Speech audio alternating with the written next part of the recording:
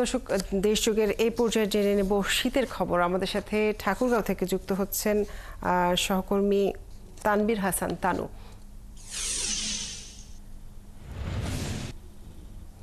তানভীর, জানাবেন যে আজ ঠাকুরগাঁওয়ে তাপমাত্রা কত এবং শীতার্তদের সহায়তায় জেলা প্রশাসন কোনো ধরনের পদক্ষেপ নিয়েছে কিনা, শীতের কেমন প্রভাব রয়েছে কৃষিকাজে এবং হাসপাতালের চিত্র জানাবেন। আপনাকে ধন্যবাদ। আজকে ঠাকুরগাঁয়ে 6টার দিকে আমরা যে তাপমাত্রা জানতে পেরেছি সেটা হচ্ছে 14 ডিগ্রি সেলসিয়াস তাপমাত্রা, কিন্তু সময় বাড়ার সাথে তাপমাত্রা কমতে শুরু করেছে। এই কমতে শুরু বর্তমান কিন্তু 17 ডিগ্রি সেলসিয়াস তাপমাত্রা আমরা মোবাইলের মাধ্যমে দেখতে পাচ্ছি। এছাড়া ঠাকুরগাঁও কিন্তু আবহাওয়া অধিদপ্তর না থাকার কারণে আমরা কিন্তু কৃষি অধিদপ্তরের কাছে এই তথ্য পেয়েছি।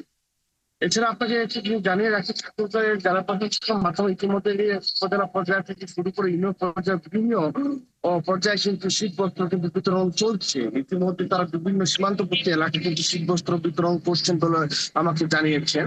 আপনাকে একটু জানিয়ে রাখি যে ঠাকুরগাঁও যে 250 শয্যা হসপিটাল রয়েছে, এই হসপিটাল কিন্তু প্রতিদিন বয়স্ক এবং শিশুরা কিন্তু কিছু রোগীর সংখ্যা দিন দিন বৃদ্ধি পাচ্ছে।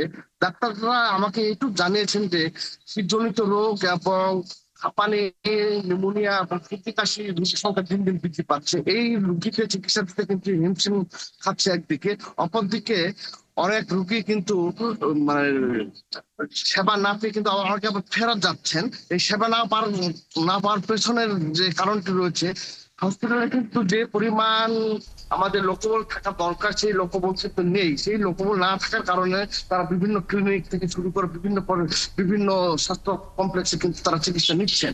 অপরদিকে কৃষির বিষয়ে যে বিষয়টি কৃষি অধিদপ্তর আমাকে জানিয়েছেন, বর্তমান কিন্তু ঠাকুরগাঁয়ের মাঠে ঘাটে কিন্তু আলুর চাষ কিন্তু ব্যাপক পরিমাণ হয়েছে।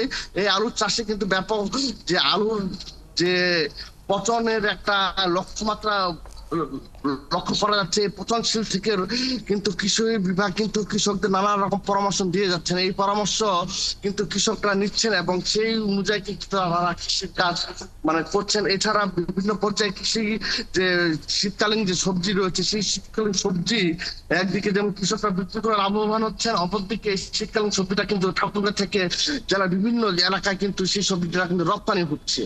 এই ছিল ঠাকুরগাঁয়ের আমার সর্বশেষ শীতের পরিস্থিতির খবর। তানভীর, আপনাকে অনেক ধন্যবাদ যুক্ত থাকার জন্য। দর্শক, ঠাকুরগাঁয়ের শীতের খবর জানাচ্ছিলেন আমাদের সহকর্মী।